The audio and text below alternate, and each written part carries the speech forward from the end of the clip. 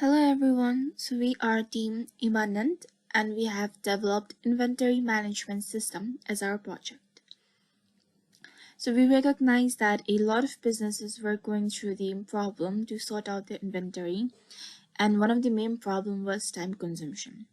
So it was over small things like billing or loss of bill pads or logging of manufacturers and suppliers. So what we wanted to do was we wanted to create a system where we can provide them with easy solution of one-click system, which was very easy to use and navigate. So let us see the final project. So let's start with the login system. So this is our login system. So here we have used exceptional handling. So if in case I leave this empty, it shows that all fields are required. Or in case if I put a wrong value, then it shows invalid username or password.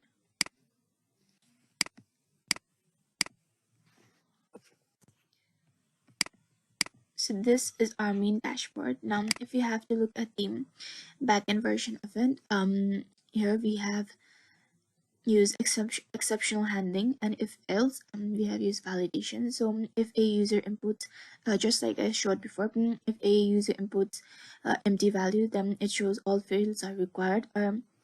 If they do in case input and value, we have started a query. So since we only need one value, we have used fetch one.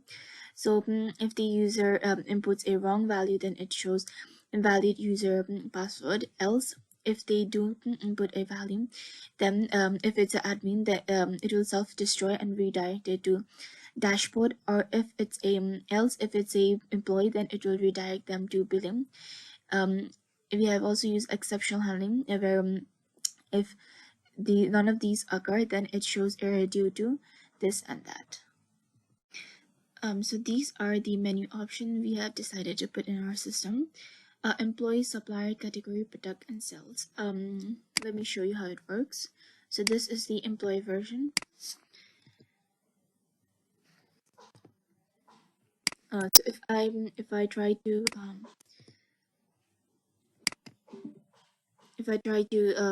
assign a employee ID that has already been assigned, it says this employee already assigned, try different. So now we are going to put a new employee ID.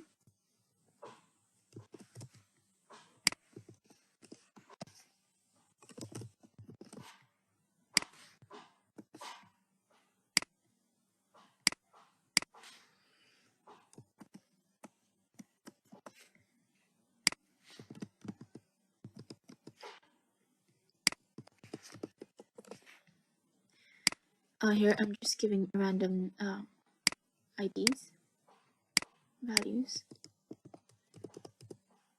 So now we are going to save this. It has been saved successfully. Now I want to change its address, so it's updated, as you can see. Now I don't like this. Now this employee no longer works, so I'm going to delete it.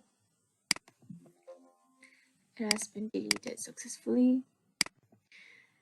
We're going to clear it. If I want to search a employee by its name, then it shows it there. So this is the backend version of our employee system. This is the this is where we define our labels and buttons. So I'm just going to give a short explanation on our exceptional and validation handling. So here we have connected our database using com, and then we have used cursor. So we have used try block.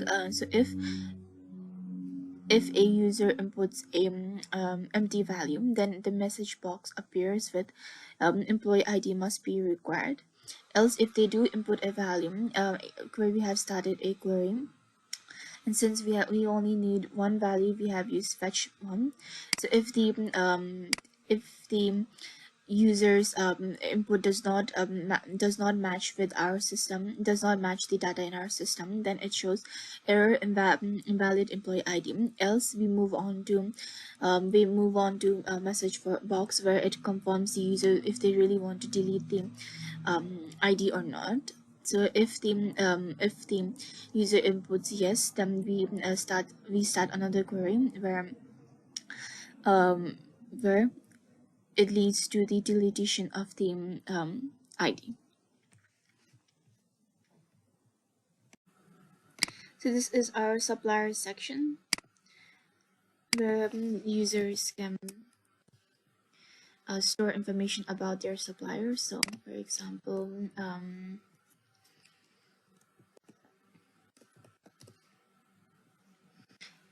contact number 3, dumpling. We have saved our data here. As you can see, it's dumpling company, so I want to update it. It's successfully updated right here. Now I will also want to delete it since I no longer use it. Invoice deleted. Now I want to input the data with same invoice number. So I'm just going to input a random values here. Let's see. So since the invoice number is already assigned, it does not let me. So I want to search for data. So since we have no record of invoice number 9, it says no record found. Here you can see.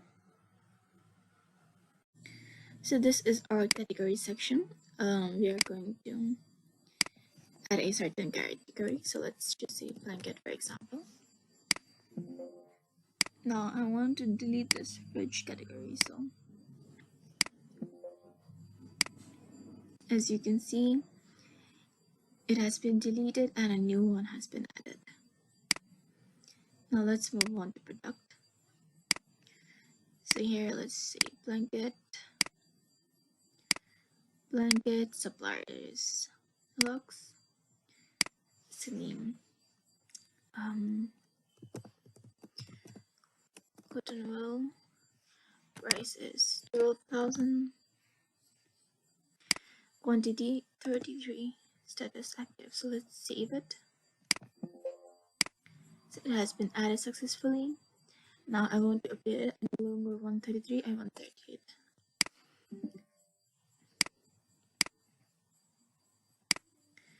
38 updated. 39 updated, as you can see here. I want to delete this particular one. So so this is our sales sections now. So these are previous bills. So how we have created the system is that if you're an employee, then it will directly direct you to the billing part. But if you log in with the admin ID, then it will direct you to the dashboard part. No, so now I'm logging in with the employee ID. So it will direct me to the billing section. So this is what we want to print. So total product 1, customer details. So let's say your name is Hari, contact number 1 2 3 4 5. Now, so this is the generated bill right here. So now I want to print the bill. So this is a printed bill. Now it allows you to save into the computer. So let's just see Hari bill.